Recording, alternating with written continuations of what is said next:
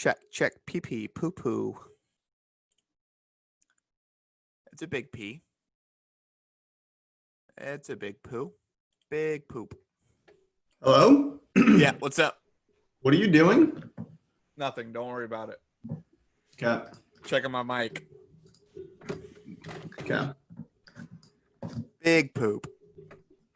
Mike's working great, man. Big poop. You're doing fantastic. Realpolitik is politics that are coercive, immoral, or Machiavellian. Mr. McCarthy, you've done enough. Have you no sense of decency, sir? Begins with one word: realpolitik. Welcome to Realpolitik. I am your producer, Paul Holden, joined by my Producero. and John Barbera. What's up? Happy to be here, everybody. Please clap.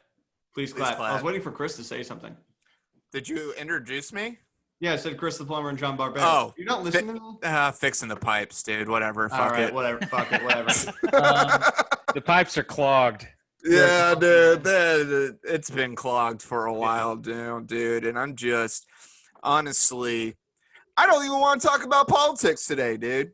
Let's not talk about politics, man. Fuck I politics. don't want to do it. It's Let's a keep bummer. it clogged. It's a bummer. There's so much poop and toilet paper in these pipes, dude. I don't even want to fix it anymore. I hate my day job. Not to mention the feminine hygiene products that people keep flushing. Stop it. Those wet wipes, I know they feel good on the whole, but stop flushing them down the toilet. They go in the trash can. It's the only way I can feel clean. I know. Well, just take a shower. That'll help. But yeah, the world sucks, man. We got people shooting each other at protests. We got, Donald Trump's 18 books about him. Tired of hearing about it. It sounds like he's a really controversial president to me. Yeah, the more I hear about this Trump guy, the more he seems like he's kind of a controversial figure. Kind of a lightning rod of controversy. Yeah, it's very divisive. I'm starting to notice. I was just shocked about the negative things that he said about other people. What's up with that, man? I mean, can you believe he would say mean things about people? No. I know. This episode is going to just be eternally relevant. If you just keep it vague enough, there's always a mean thing you said. Well, we can get to the show, but real quick, I want to do a couple shout outs. We were supposed to do an episode with Zach Moss of the Zach Moss Show. He's been covering some of the Portland protests, but he's currently evacuating because of the fires up in Oregon. So stay safe out there, dude. Hopefully we'll get to talk to you soon. Don't get lit on fire. And then shout out to one of our listeners in front of the pod, Nico. He's at Nico A. Grande on Twitter. Send us some dope feedback on our last couple episodes covering the conventions. Really appreciate it, man. So thanks for listening. Thanks for your feedback. Yeah, that was super dope, Nico. So thanks for doing that. And has the most badass handwriting I've ever seen. Yeah, it's very, very solid penmanship. Yeah, it was cool. I'm thinking of retraining myself to write again just by looking at his penmanship. Just because of his penmanship. It's not a bad idea. Yeah. Yeah, and then last thing, go give us 5 stars on Apple. We haven't gotten an additional 5 stars in the past 2 weeks. Please go drop those. It helps us out a shit ton. Please, that's all I got. Please, guys, 5-star rating. I'm a 5-star man. I'm a golden god. So real. You're talking to a 5-star man here. In the effort of just ignoring the clogged pipes, I'm just gonna lean back on this one, man, because I know that Chris just wants to take that helm.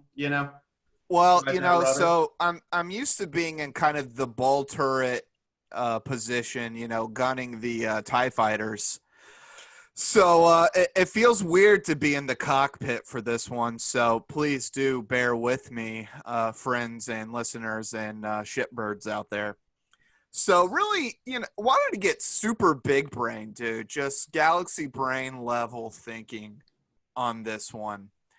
And the general idea for our discussion today is I kind of want to look at what are some of the things that we think evolutionary and then technologically will rhyme in other advanced civilizations should they be out there in the universe. And so I would really like to start from the very beginning of oh, go ahead, John. I was going to say, when you say rhyme, you mean like things that are similar. Right, Or like you're right. things that develop in a similar way, are subject to similar forces. Things that, because I think for some of us, we have the kind of Star Wars or Star Trek, everyone's bipedal, everyone, has language and stuff like that. But I kind of want to take a little bit of a deeper dive and kind of look at what are some of the things that other planets will have? What are some of the corresponding attributes that a advanced or a species, if I can use that term, as an exo-species or something, will have that will eventually lead to the creation of a civilization. So what were some of the innate things in mammals, and then what were some innate things in our early primate ancestors that allowed them to transition to where we are today, where we're sending things into space, we're understanding, nuclear physics, we have, Right. near instantaneous global communication. So We're big-brained. yeah, and so how what will be some of the things that kind of projected the mammalian, archetype to get to humanity, and then what do we think some of the technological, and then maybe kind of also like internally, intrinsically, what do we have that we think other species will have? Well, and you've been referring to these things as keyholes, right, Chris? Right. That we're able to like cross into the new path of development. Yeah, and so my general theory, to again kind of be big brained about it, is that there are a number of doors that a species or a genus or whatever it is, right, that a civilization can take to get to, for instance, eventually I feel like dinosaurs, given enough time, would have eventually led to a species that could be a civilizational, possibly spacefaring civilization, right? But how long would that process had taken? And I think, again, we'll get to this on what I think makes humanity / mammals the better advanced species to get there. And so yeah, that's generally what I'm thinking. So yeah, so let's Can we hop in there? I'm ready to hop in. Let's jump in, baby. Yeah, so actually, if we can, I would like to kind of look just real quick. What do we think some of our solar system attributes that provided life? A basic early one, I think, of course, is the Goldilocks zone, right? Right. And that you're in the perfect area for water creation, where you have liquid water, I think is of course going to be a huge one. Yeah. There will be life on other planets, right? But I think this zone is particularly it's fertile ground. It's fertile ground, right? Exactly.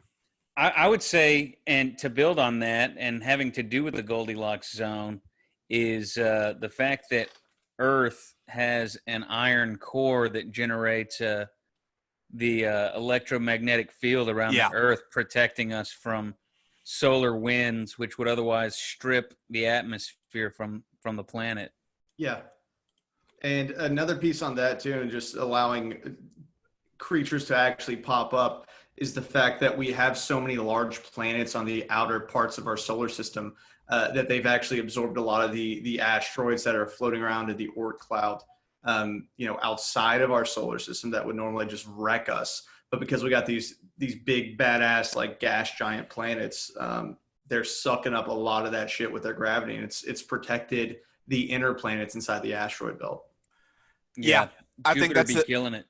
I think that's a good one. I think gas, where your gas giants are, will play a pretty huge endeavor in the creation of an advanced civilization. I don't know what the exact formula would be, but that we have ours on the outside and it kind of pushes away asteroids and planetoids or anything that would be potentially harmful to the inside, where there could be advanced life forms developing, I think is actually a pretty big key, like you were saying, Paul. I wonder if solar systems, even if they tend to form with larger planets on the outside of their the outer orbits. From what I can tell, there. it's a crapshoot. Yeah, it's pretty random. It's pretty completely random. Yeah, it's you can never know have guess. what's going to pop up. And then the other piece too is that there are some planets who are just floating out in the void. Right. Yeah, rogue planets. Yeah, the rogue is cool. But well, and like for that, I doubt that an advanced civilization can form on one of those. Yeah, because there would be no heat. There would be nothing to really drive any sort of diversity or. Yeah, you need some form of energy. There could be geothermal energy. That's true. We have life. In fact, one of the theories of life on Earth, the origin of it, is that it initially formed near geothermal vents. So but if you had water and you had heat, you can have life. But how would you get heat being out in the middle of interstellar space? Well, from the core. I think it would die after so long. Yeah, it would die after so long. I mean, I think you're right that the orbit of the Earth around the sun, like, kind of stretches and needs the Earth, the body of Earth, to the point that it keeps it. It does provide some energy input into the molten core that we have. But I think if we just got jettisoned off into space, that that heat isn't just gonna disappear. I mean, like it's gonna be pretty hot for a pretty long time. Well, and if you recall the 2003 sci-fi action thriller movie The Core, you can restart a core by just I believe just dropping a few nukes into it. But you have to place the nukes carefully. Right. True. They have to they have to bounce around the inner core at a very specific angle, Paul. You kick it back up, man. So you just got to get smart enough, fast enough. And here's one that I've kind of been contemplating. The majority of solar systems out there are in a binary or a trinary system, and that the Earth, that our sun doesn't have a twin star that it's circling, I think has actually been very helpful to the creation of advanced civilization, because we have a very quiet solar system as compared to what could possibly happen in a binary or a trinary system, where you have these, granted, very large arcs, so there would be periods of peace, but when the binary gets close, the two stars get at the closest parts in their ellipticals, you start getting some really weird gravitational forces and some weird energy, through solar flares and things like that. And so I think that could possibly be another, pretty common element, is that a lot of civilizations are going to be surround or in a solar system with only one star. Well, yeah, so it's all about just like a steady climate, essentially, right? Is that what you're getting? Right. Yeah, a space climate. Mm-hmm. Steady space climate. No, I think you're totally right, and I think that that's a good point that a lot of people don't realize, is that most star systems in the galaxy that we've observed have more than one star in them. Now, usually it's one really large one, like a primary, and then a secondary that orbits it at a distance, kind of like a child star or something. It'd be like if Jupiter was on fire in our solar system. Well, and the general thought is that there is a like large brown dwarf out there that is twin to the sun, and for whatever reason, it just never ignited. Oh, really? I didn't know that. Yeah. I didn't know that either. I hadn't heard that. And So, out in the Oort cloud somewhere. well, and it could possibly be even further than that. Oh wow! Okay, so it's super distant. Yeah, super like it went distant. rogue or what?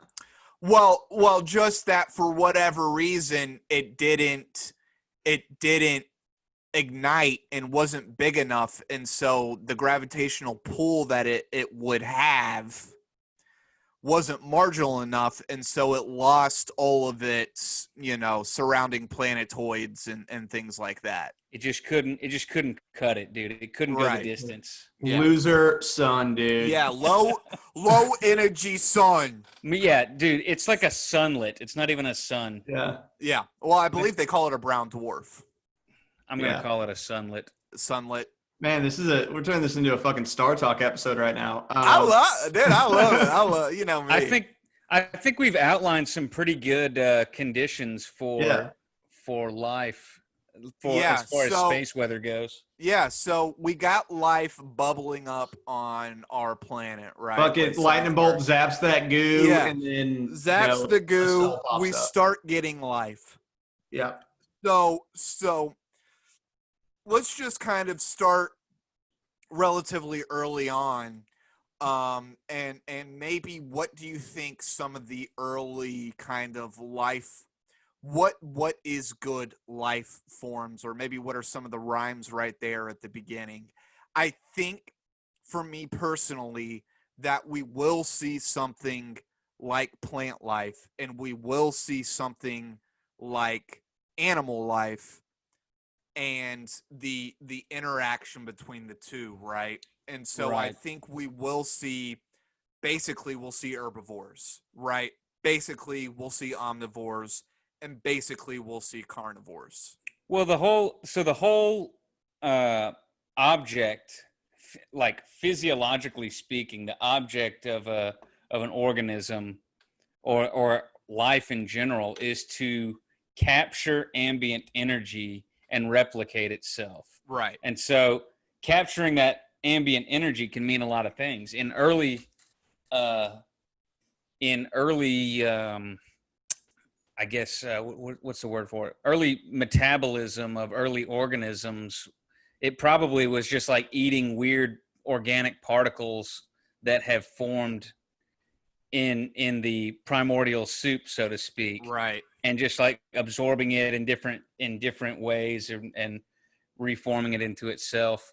So we're gonna have that for sure. Yeah. That's like super primordial. This predates photosynthesis or anything.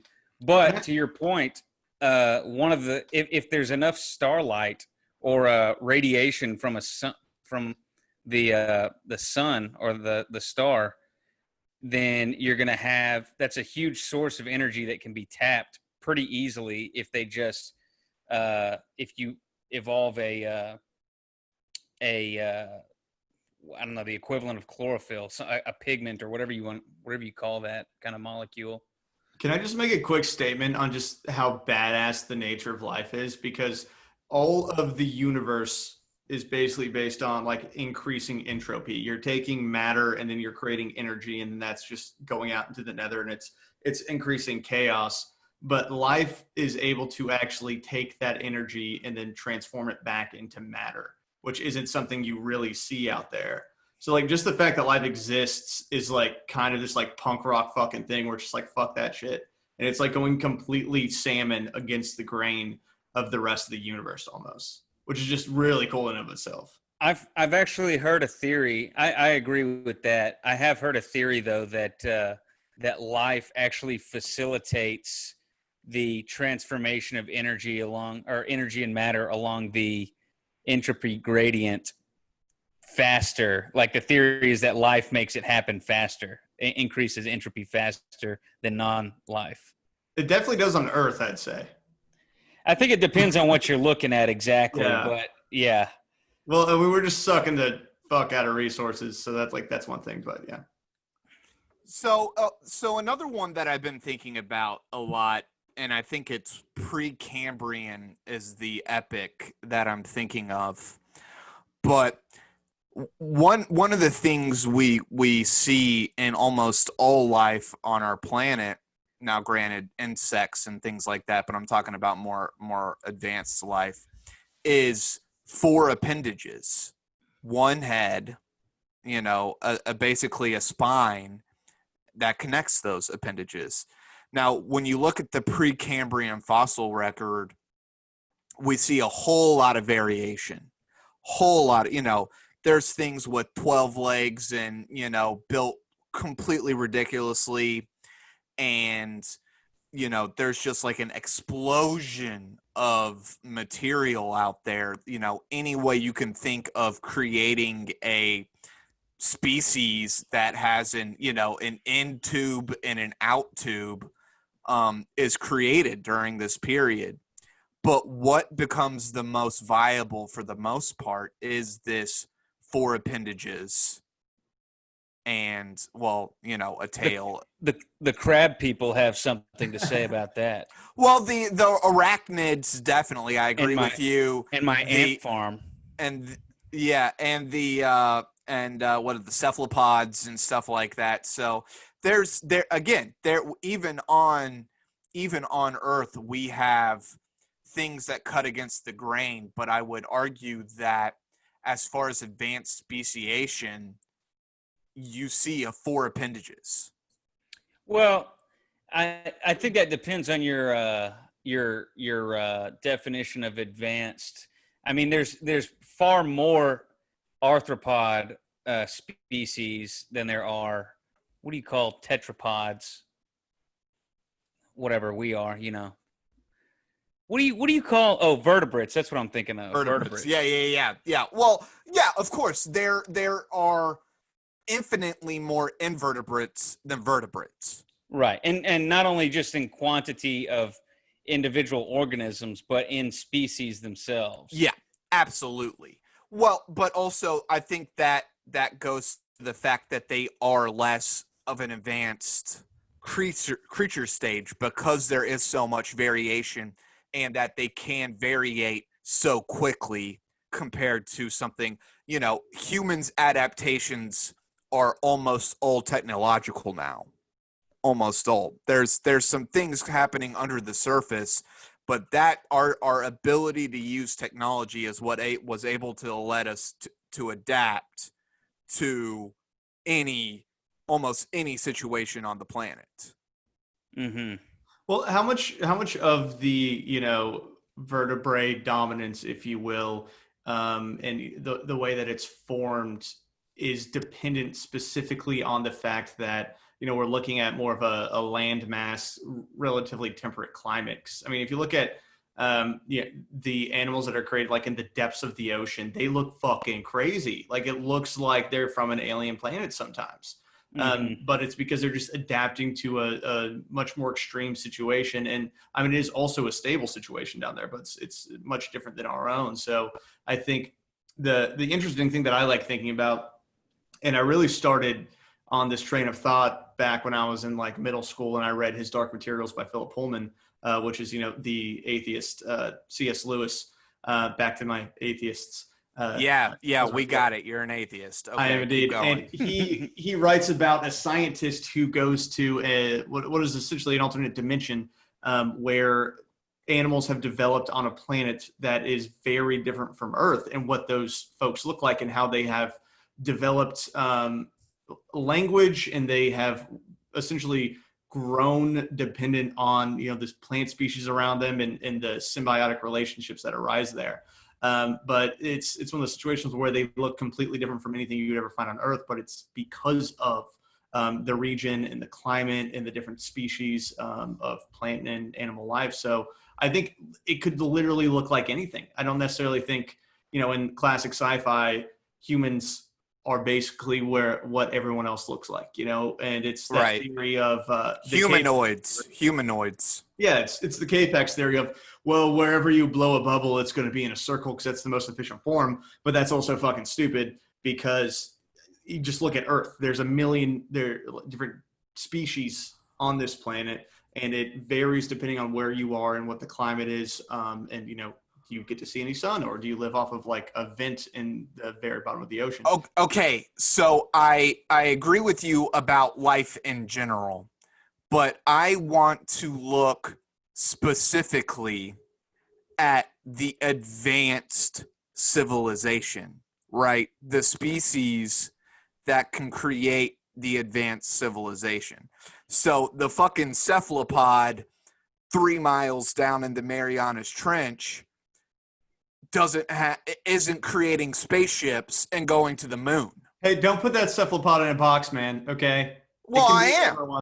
Because I think, for one, it'll be very rare that we find fully underwater civilizations, because just the energy it would take to get out of the water is such a huge barrier already, and then for them to breathe out of the water, that technological grasp, I think is crazy. I think it would be very rare that it would, unless you're like on a water planet, that the land mass species wouldn't advance quicker.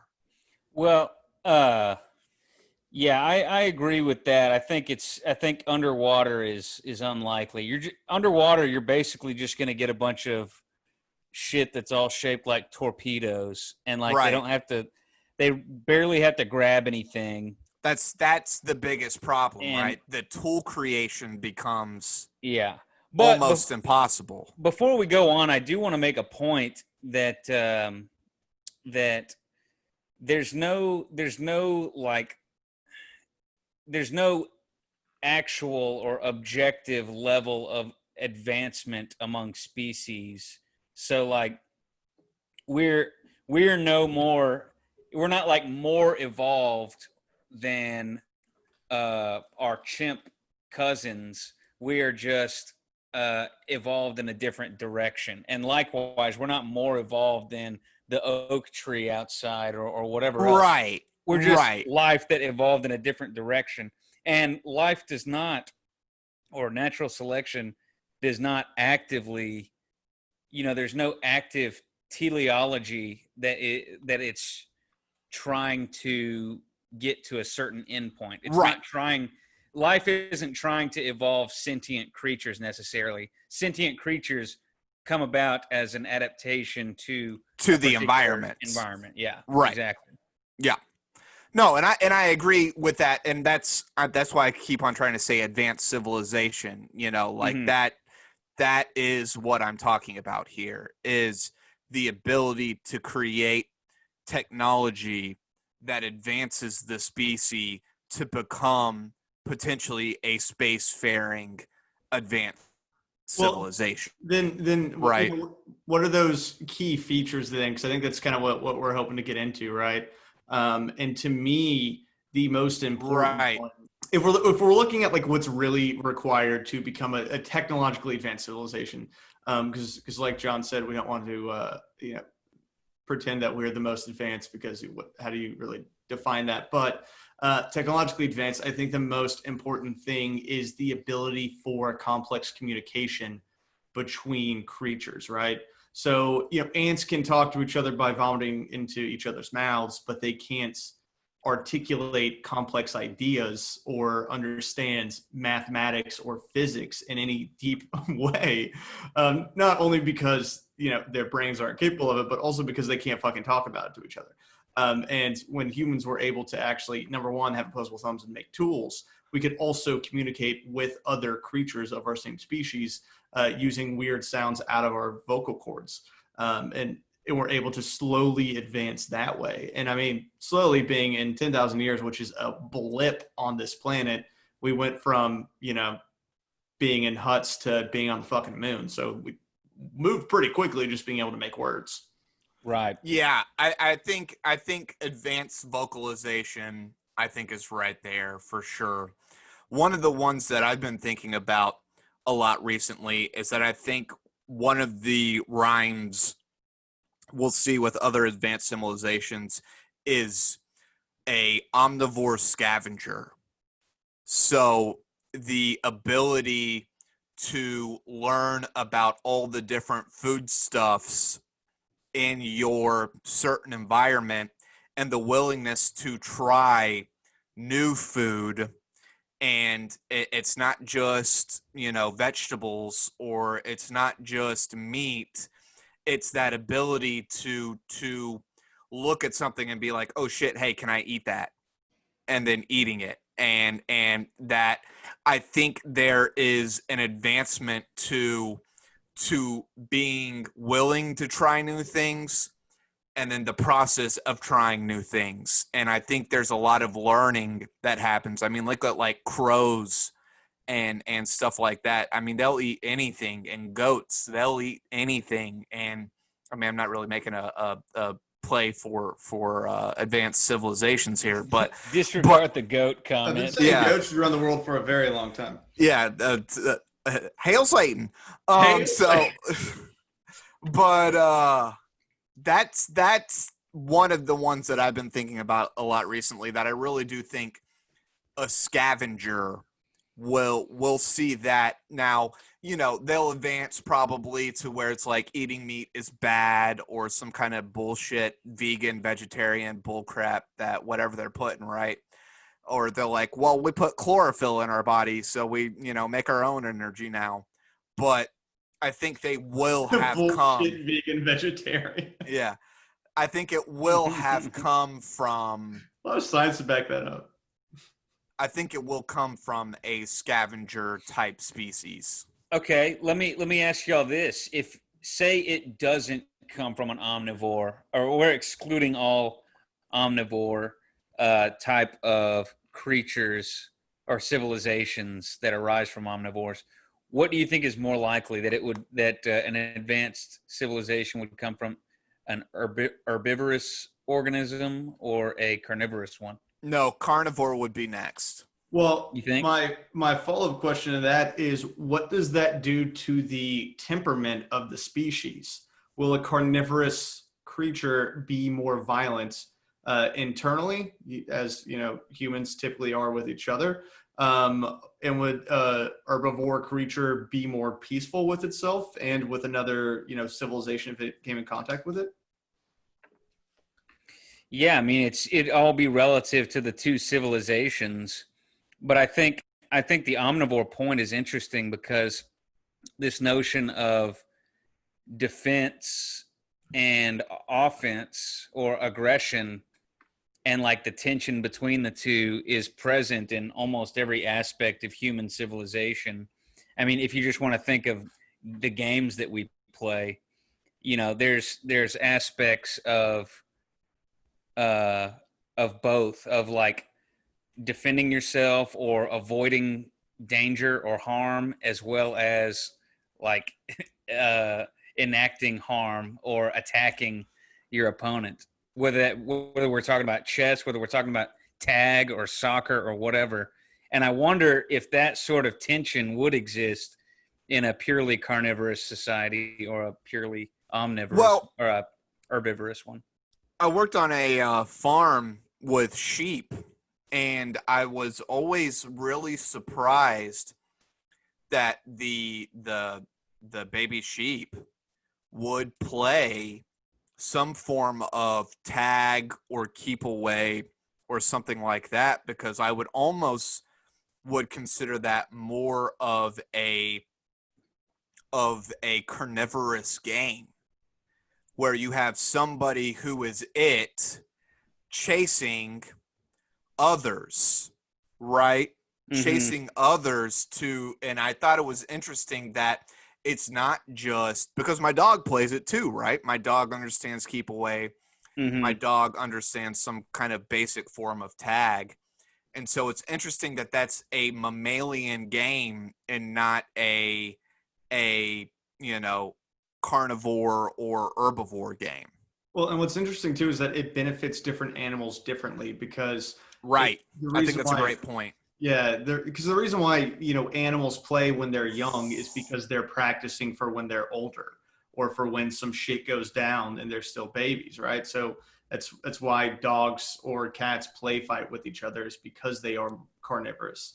Right. But then on the flip side of that, when a sheep is playing keep away versus dogs doing it, they may be practicing the attack, and the Right. sheep, the benefit comes from being able to evade an attack and getting better at Well, that. and we learn it on the playground, right? Go after the slow fat kid. Is that what you learned? What playground were you on? Well, I was the slow fat kid, so If you didn't know that was the rule of the playground, then you were the slow fat yeah, kid. you were the slow fat kid. But yeah, I think those are great points. But I do think, because it's going to be harder for a herd mentality creature to advance than a pack dominated form of carnivorous beings. I really, and that's what I think it'll be. If it is a carnivore, it'll be a pack creature, and it won't be a lone hunter. Yeah. Well, I think this goes back to what Paul was saying about language and the ability to abstract your surroundings.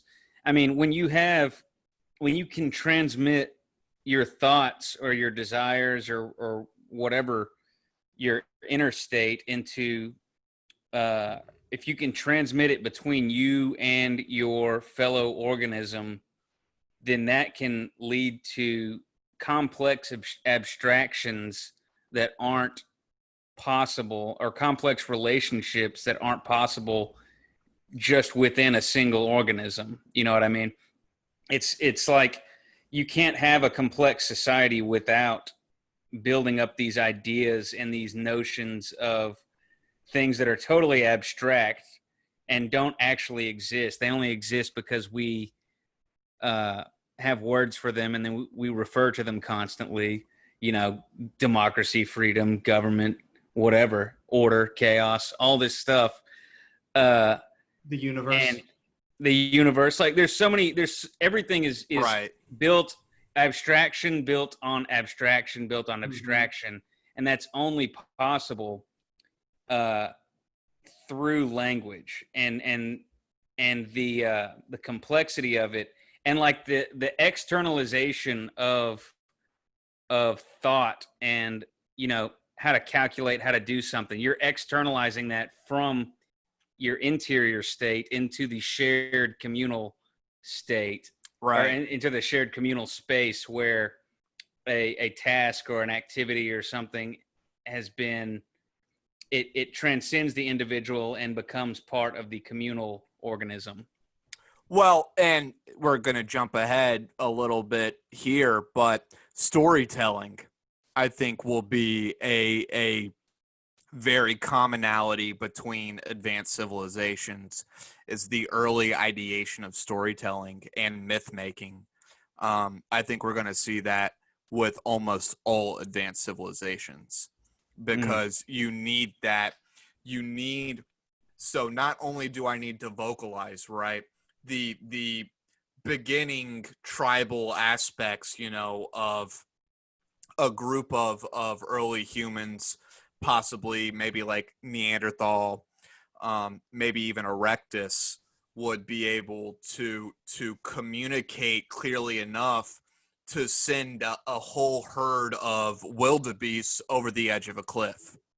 Now, this was very rare in the natural world before our ability to use language to collectivize a group of humans, or early humans, to commit to a project such as a whole herd of animals going over a cliff. Mm-hmm. And so, but again, that doesn't make us advanced enough to get to a advanced civilization, right? More things have to happen in those stages. It's impressive, right? And if we were to see that on another planet that we go to in the future, I think, or at least I would hope, that we would say, hey, we need to stay away from this planet, right? There are, there is a potential for an advanced civilization here. This is a huge step. No, we go down and we kill them all before they have a chance to kill us. That's what I was thinking, is like glass the planet. These ones are getting close. Yeah, they're getting too close. Getting too close. This is our planet now. So, I mean, we've make them build pyramids. We've gotten so far as something gets shocked in a primordial goo and then it's able to talk. But, like, what are the next steps? Because once you're able to make tools and you're able to communicate with each other, right? The basic steps are kind of continuing that growth and continuing to be slowly more advanced and figure out cooler and better tools to do things in a smoother way. But what keeps you from plateauing entirely there? I think that language, the advent of language and abstraction, symbolic abstraction, creates a evolutionary feedback loop where after language begins, it's like a snowball effect where humans who are more adept at using language and specializing within a complex society are more likely to reproduce, and those genes are selected for. And so you get this snowball effect where you go from 12,000 years ago when nobody spoke language really to, or I guess 12,000 years ago is agriculture, languages before that. But you have this huge snowball and acceleration of technology and culture and material culture and societies that have formed in the last few thousand years. And I think that's because humans that were more adept at language use and adept at living in a complex society were able to reproduce more successfully. And so you get humans that are more like that. So I think that I wouldn't think that there's a worry for a plateau at that point in an organism's development. I think that's the point of acceleration. That's the asymptote. Yeah, and I think it also plays into, general resource constraints that are going to pop up when you look at the early, humanoid creatures as we were evolving out of apes. We were all just fucking killing each other because we didn't have enough food and we were encroaching on each other's territory. So it was the groups that were able to communicate better. Like you said, not only is it generally self-selecting, but I mean, it's also just thinking in terms of who's going to be able to survive a war. It's going to be those species variations that are better able to communicate and better able to create tools. The Neanderthals are going to die off if they aren't quite as capable. Can I, because I think this is very important, and I'm taking us a couple of evolutionary steps back. But I do think taking us back. We barely got anywhere. I know, but I think this is very important for the development again of an advanced civilization. Again, one of the things that I saw out on the farm was the nurturing aspect of the mammalian life. And so the mother births the child and the offspring and then eats the placenta off of the offspring. And there's this weird symbiotic relation that goes there because there's nutrients in that placental material that the mother needs that she then passes off to her offspring. And I think this holding of the offspring for a certain amount of time and then having to then nurture that offspring, I think is going to be very important. I think that gives you this very early, I mean, it goes all the way back to the early, rodents that were running around during the time of the dinosaurs. That is what made them more effective, was the ability to nurture, and that you did, a an early offspring of a mammal is useless. It's absolutely useless. It can't do anything. It has to be protected by the parents. It has to be protected by the pack or protected by the herd.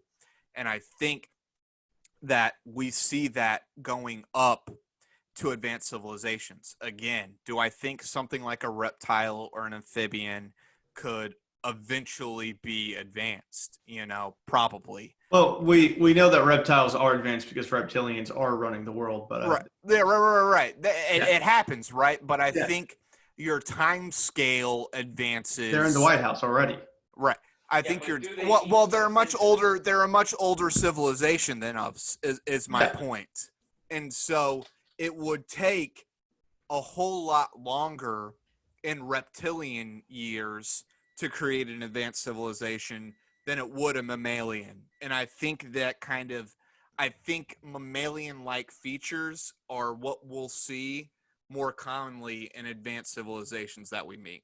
I made a listener promise that I would feed in some sort of David Icke shit, so that was me pulling in David Icke. So that's where that was coming from. It was perfect. It was so good.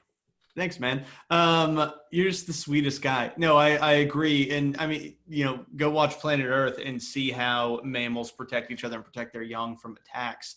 And then on the flip side of that, not only the importance of a parent to make sure that the young can survive to a stage where they can propagate, but also if you look at humanity, I think probably an important piece for an advanced civilization would be their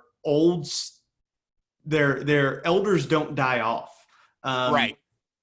It's a very interesting phenomenon, specifically with humanity, where our elders stay alive for so long, past the point of being able to actually give birth, because giving birth is really your only reason for existing for most. Yeah, they can't viably reproduce for the most part. Yeah, and that's where most creatures die. So why are they still alive if they can't reproduce?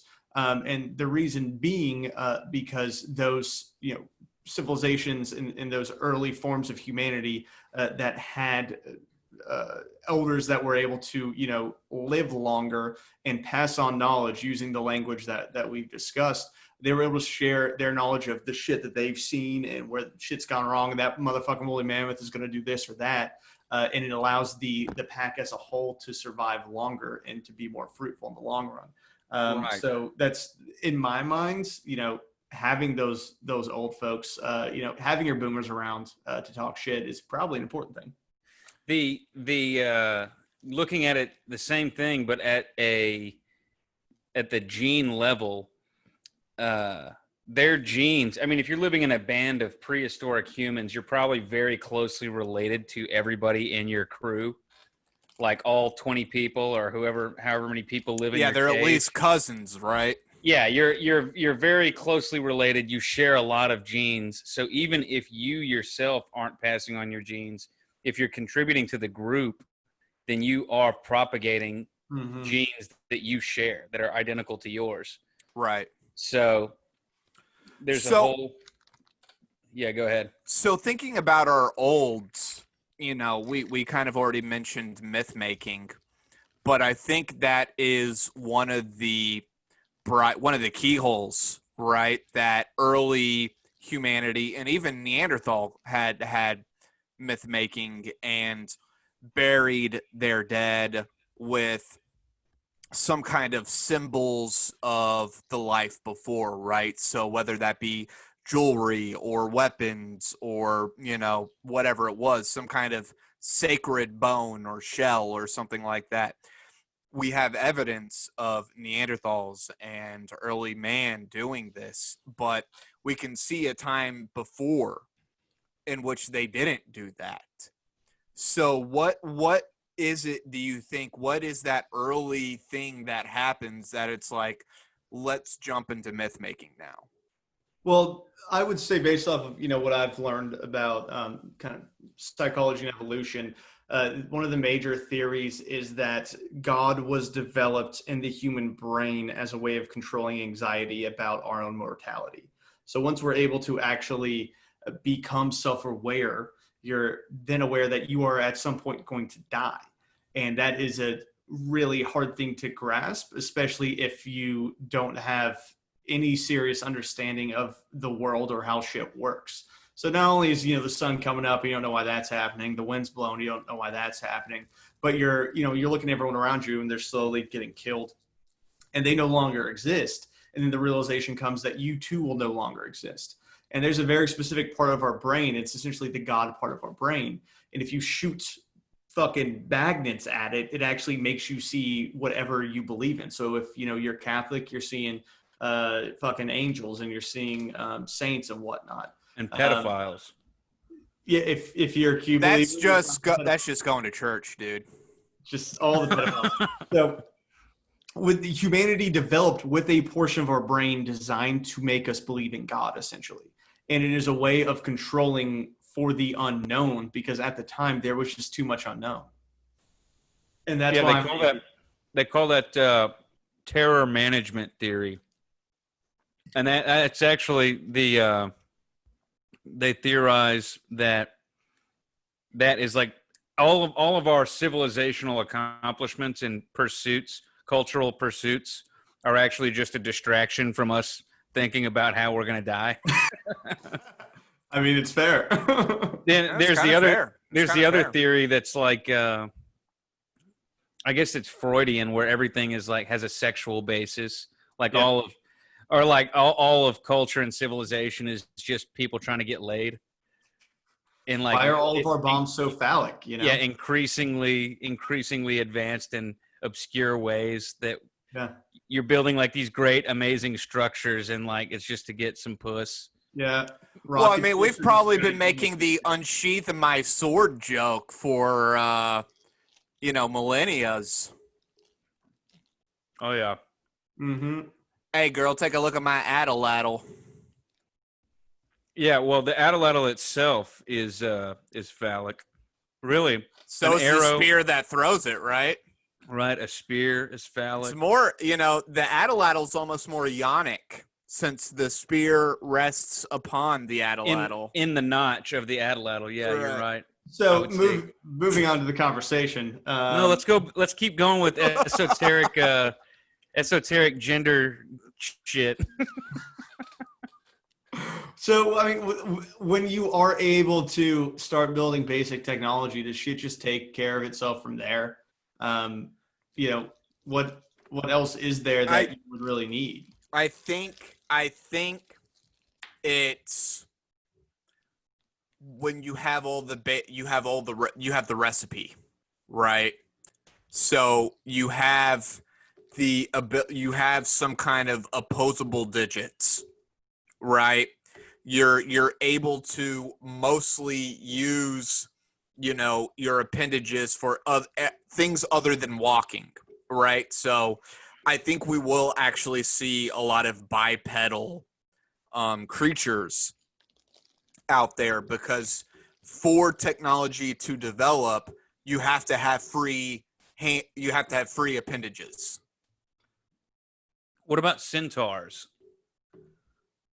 Could you have a hexaped that has its two front appendages that it can use?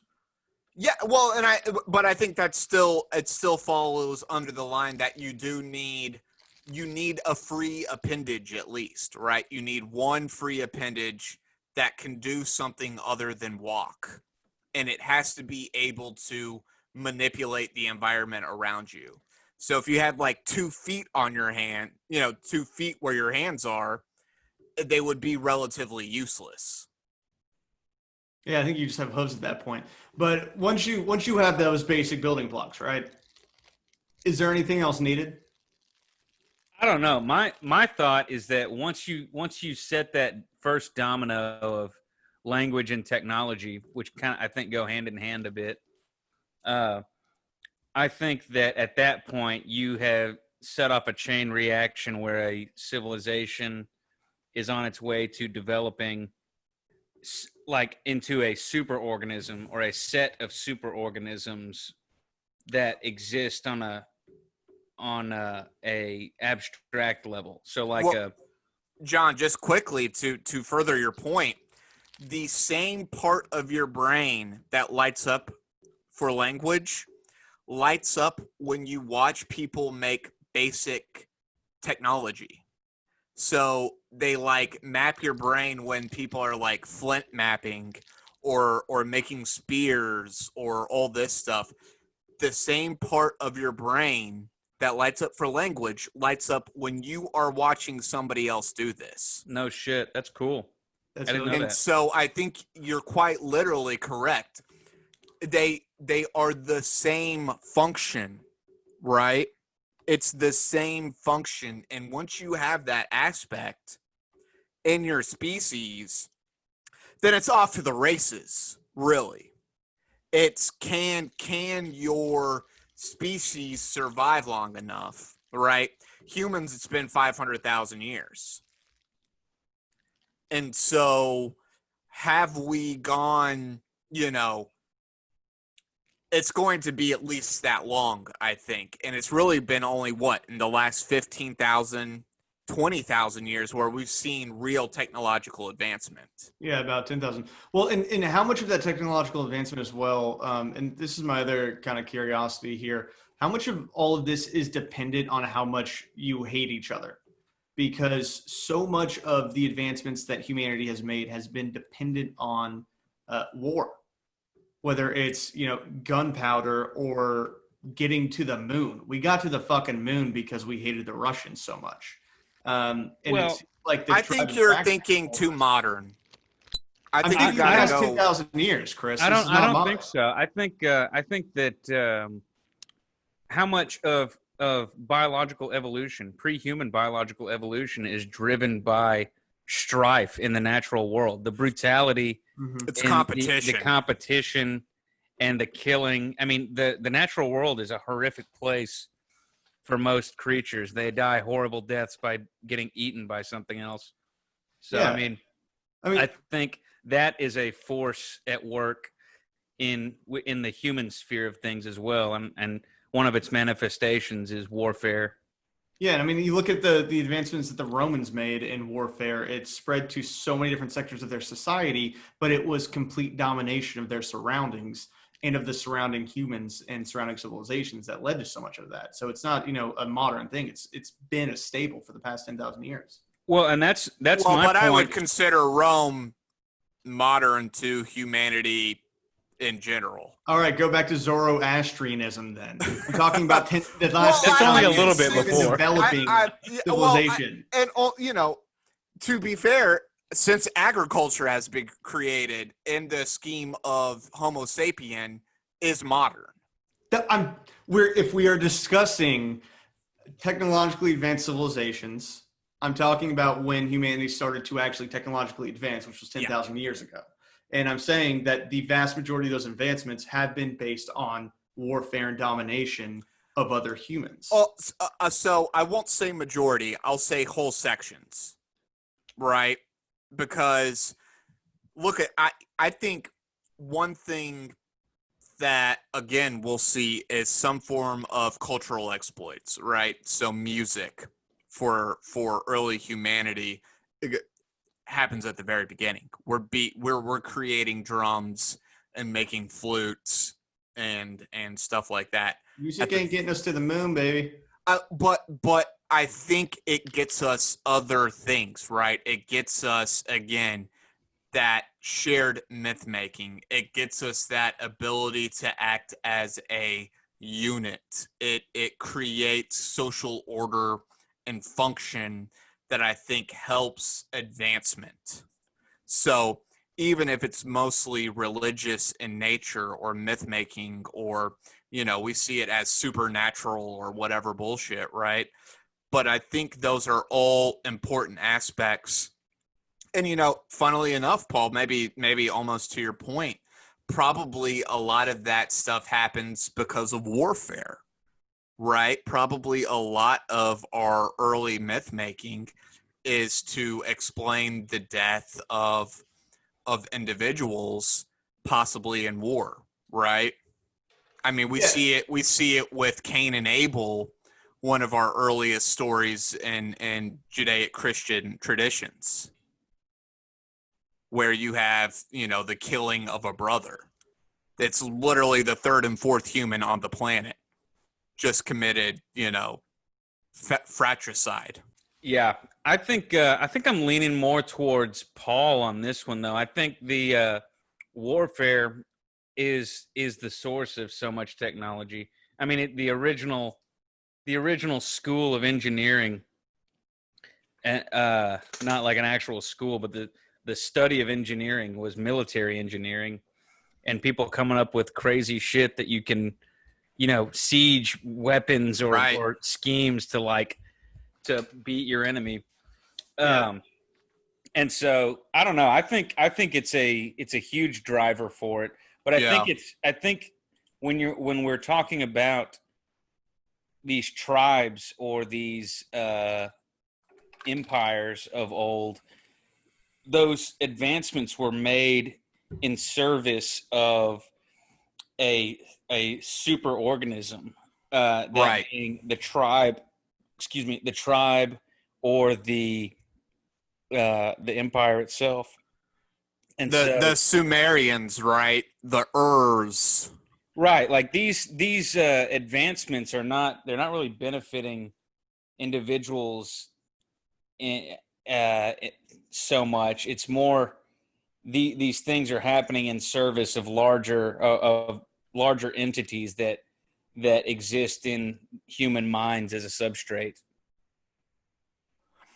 Yeah, I mean, I agree with that completely. And I think, again, John, that will be one of the rhymes, one of the civilization rhymes, is the ability to coherently create a supra organism, right, that can collectively manifest itself on the environment. Mm-hmm. So thousands of Egyptians creating pyramids.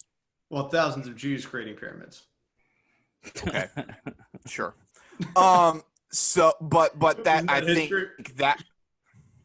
that I think will be a huge rhyme, is that kind of collective. I mean, to be honest, it's a meme, right? It's the collective meme and the ability to, as we say on this pod so many times, harness the mimetic energy. Right. That's exactly what it is.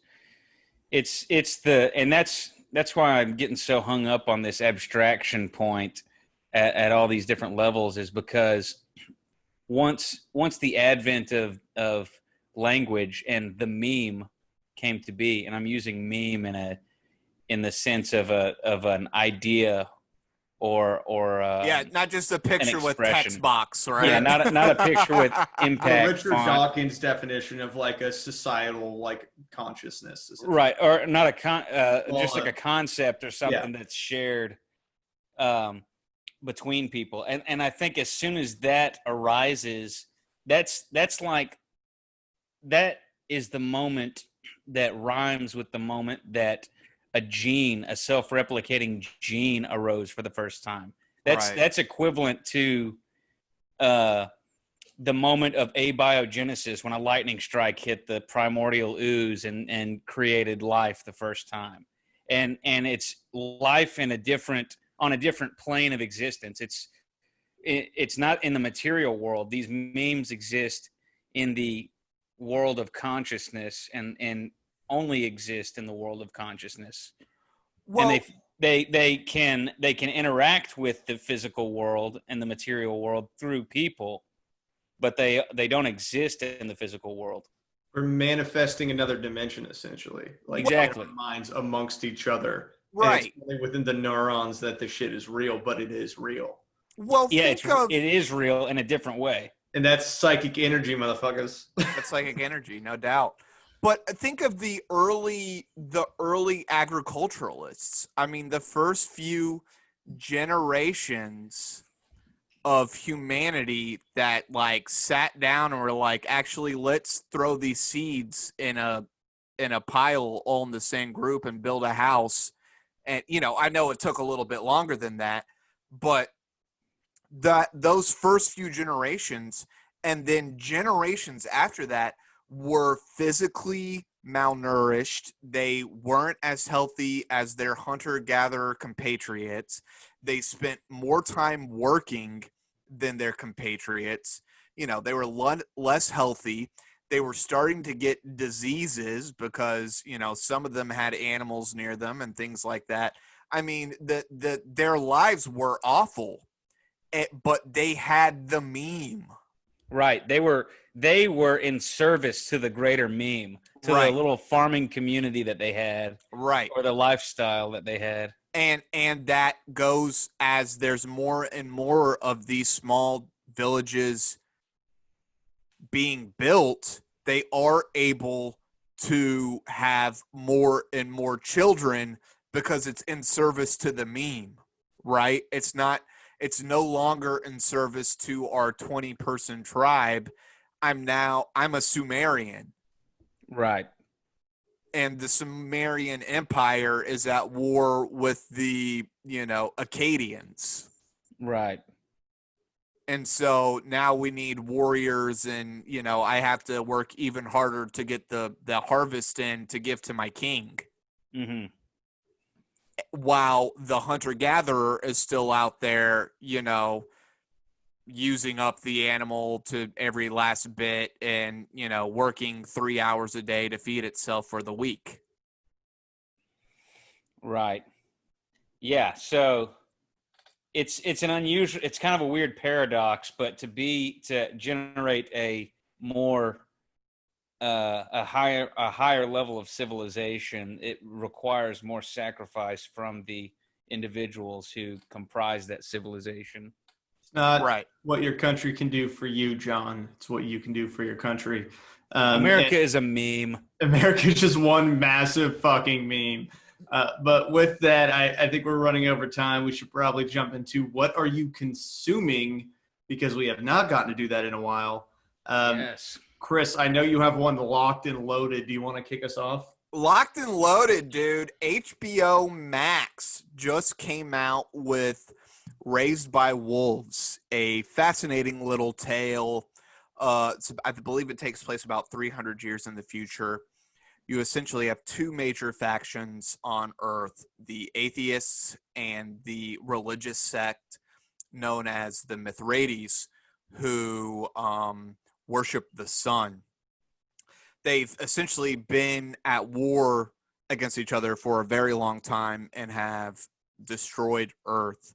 And so they've sent out arcs to, at least we know of, one planet. And the atheists got there first, and there's a very small contingent there. And then years later, we find out that the Mithridates have also gone to this planet. So they've dropped 3 episodes all at once. It's a Ridley Scott film. If you guys have watched Vikings, the lead guy from Vikings, I can't remember his name right now, but he's in it, and he's pretty awesome in it. He's one of the Mithridates, but definitely worth checking out. I've been captivated by it so far. Dope. Very nice. John, what are you getting into? I actually just finished a book over the weekend, The Metaphysics of War by Julius Evola. Julius Evola was a early 20th century academic and mystic from Italy. He was around during the time. He fought actually in the First World War and was around and of fighting age during the Second World War, but his political disagreements with the fascist regime of Italy ended up having him not fight in that second war. But he was around to comment on it. He actually has written a lot of books he's sort of a radical traditionalist. He writes a lot about mysticism and ancient traditions and the meaning of those things in modernity. And anyway, the book is super good. It's actually just a collection of essays, so it's really easy to digest. Not very long, and yeah, very interesting. I would definitely recommend it. Metaphysics of War by Julius Evola. It's extremely right wing. One of his other books is a what is it? A critique of fascism from the right. And Good God. Yeah. I want to read that. It's actually really interesting if you kind of have an open mind and can put yourself into a completely different perspective on morality. But he basically wants to go back to the time where there are priests who rule the world, then warriors who are under them, then merchants, then slaves. So God damn. He's got a very ancient conception of the natural order of things. But Well, that's anyway, eventually what Hitler wanted to do.